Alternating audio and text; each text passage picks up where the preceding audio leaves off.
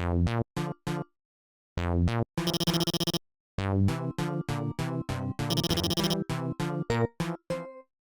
hey Alfies.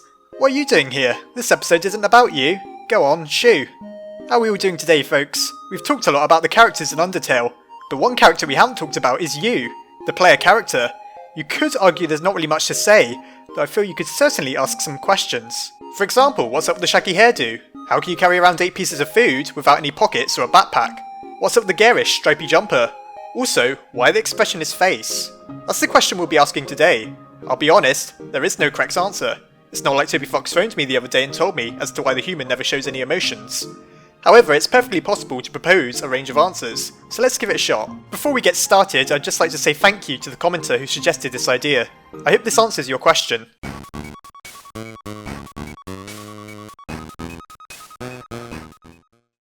I've narrowed down the possibilities for why Frisk's face is a constant blank slate to 4 major theories.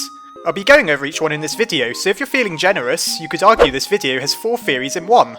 Though they're all trying to explain the same thing, so maybe not. The first theory I've conjured, and the one I believe to be the most likely, is for the sake of immersion. I could go on an elaborate ramble here as to what exactly immersion is to try and bulk out the video needlessly, but I get the feeling that's not what you're here for. To summarise briefly, if you don't know, immersion is how engaged a player feels with what they're experiencing. You don't necessarily imagine yourself to be the player character, though if a game is very immersive, you feel gripped and involved with it. I think most of us would agree that Undertale is pretty good at that. So how does Frisk having a completely neutral expression help with immersion? The answer is actually quite simple. They don't show a reaction because the only reaction that matters is that of the players. Everyone plays Undertale a little differently. Most players, like myself, likely killed a few monsters their first time playing. Though I know some people that went straight for a pacifist run, and even one who did genocide first time. Yeah, he's a weirdo. While I think a lot of us maybe got a little upset if we killed Papyrus or Undyne for example, there's some crazy folks out there who probably just laughed. If we saw Frisk tearing up as these characters died, we'd know how we're supposed to feel. But that simply doesn't fit the nature of Undertale. It's a game about choice, where the player's decisions really do matter. Frisk is a character with no backstory, no explanation to their motives, and not even a discernible gender. We're supposed to feel that we are this character, and the adventure we're going on is ours, not theirs. Therefore, it'd be out of place for Frisk to show any expression other than their perpetual poker face, because we're the ones who are smiling and laughing, or sulking and crying. How a tiny sprite feels isn't really of importance. So, what gave Toby Fox this idea? Well, quite simply, it's a trope from retro games.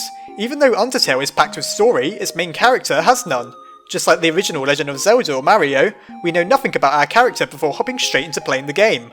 This allows players to focus on what's happening to them there and then, rather than having to wonder what the motive of their character is. That's because the only motive Frisk has is the same as the players. Alright, that's it for the immersion theory. While in my opinion it's very likely to be the case, what's to stop us from coming up with a few more theories? My next reason is that Frisk's face is as it is for the sake of humour. Now, I don't know about you folks, but the thought of Frisk approaching all of the strange stuff you see in Undertale with nothing but a blank expression cracks me up just a little. Undertale is a game full of jokes, so why not have the main character's face be one? Am I the only one who launched Undertale for the first time, saw Frisk's face, and was briefly stunned? I mean, how do you even react to that? The detail is minimal. Their eyes appear to be shut, and they're staring directly at the screen. Frisk has to be one of the strangest looking protagonists in a video game. It's impossible to make out anything about them. How they're feeling, what age they are, what gender they are. All of these things would usually be obvious, but not in Undertale. When meeting Photoshop Flowey, a humongous, terrifying monster, Frisk doesn't seem to care in the slightest. When looking at what we believe to be their own coffin, Frisk still doesn't care. Even when being intimidated when on a meal out with the most powerful monster in the game, could Frisk care any less? Quite possibly not. Therefore, it doesn't seem too crazy to conclude that Frisk's expression is nothing more than one big joke. It's impossible to take seriously. At any single point in the game, Frisk just doesn't care.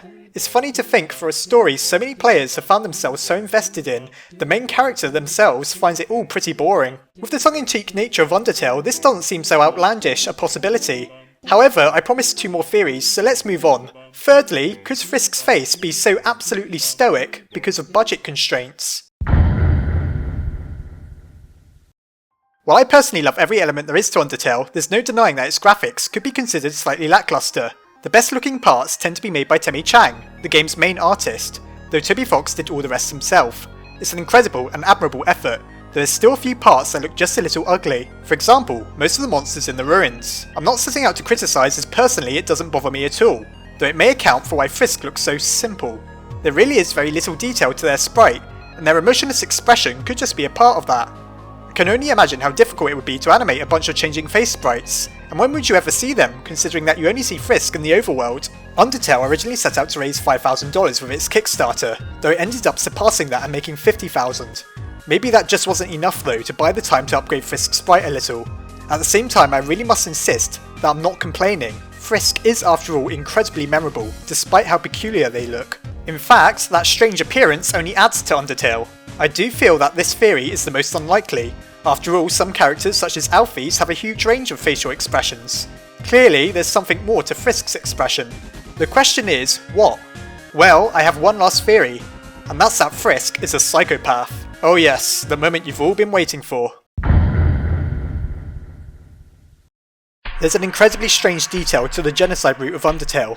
Typically, when you come across a random encounter, a tiny speech bubble appears next to Frisk's head, depicting an exclamation mark. However, look what appears if you've been killing every monster in your way. That's right, the one time Frisk smiles in the entire game is when they're about to kill something. Holy. Well, thankfully, Frisk isn't past the point of redemption. We can safely assume that this is only the case because the player is delighting in murdering everything, and it's not actually Frisk. It may also have some relation to Chara, or Kara. For the 50th time, pronounce it however you like. When you encounter them at the end of a genocide playthrough, they seem very, very happy about things indeed. As I suggested in my Chara video, maybe that's because they're like a twisted reflection of the player. Clearly, you just have to be a little bit deranged to commit to something like Undertale's genocide path. Still, it's more than a little unnerving to think that the one time the human is shown to clearly smile is when they're about to kill an innocent monster. Toby, you made one hell of a creepy game.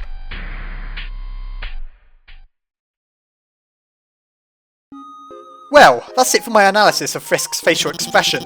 Who'd have thought that you could derive so much from 3 black lines? I do truly believe that its purpose is immersion, though I know you crazy people probably prefer the Psychopath theory. There really is an endless amount you can speculate about Frisk, as there's virtually nothing to begin with. Why not post your theory about Frisk's face in the comments? Or just be nice and leave a compliment, I like those a lot as well. Thank you for watching, and I'll see you next time.